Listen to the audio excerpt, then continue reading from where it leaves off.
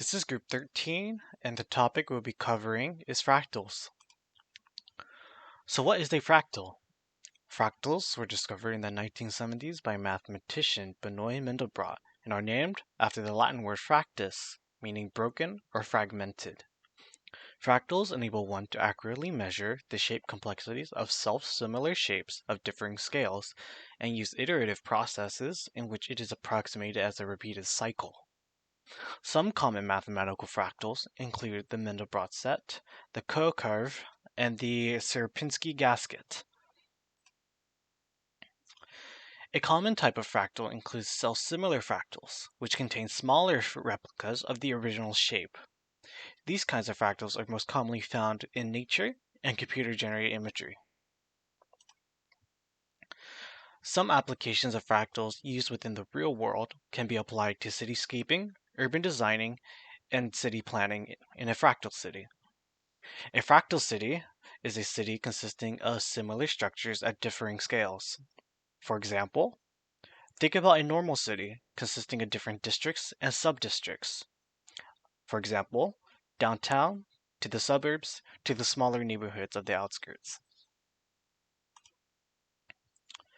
For naturally occurring fractals, some common ones that appear throughout nature include leaves, tree shapes, snowflake shapes, the outer skin of pineapples, the appearance of bird feathers, and famously the nautilus shell for their geometric pattern and shape as seen in some of these examples.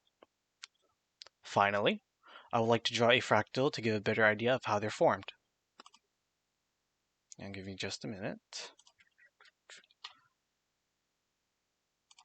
And I would like to apologize ahead of time. I don't have my stylus, so I'm just drawing with my mouse.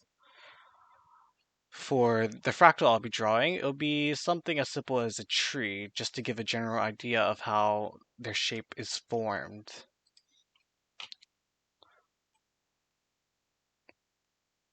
Forgive me, I don't have the steadiest of hands either.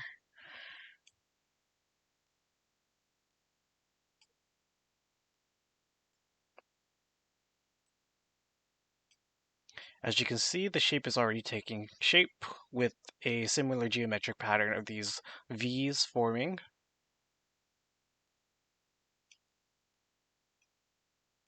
And as the fractal continues to grow, the V shape is starting to get a little smaller compared to the normal scale that we started off with.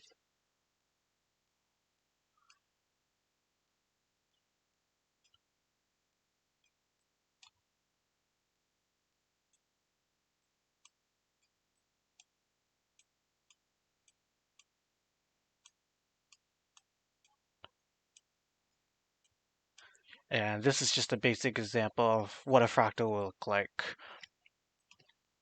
So here we have my marvelous little tiny tree, and that's my example for today. Thank you.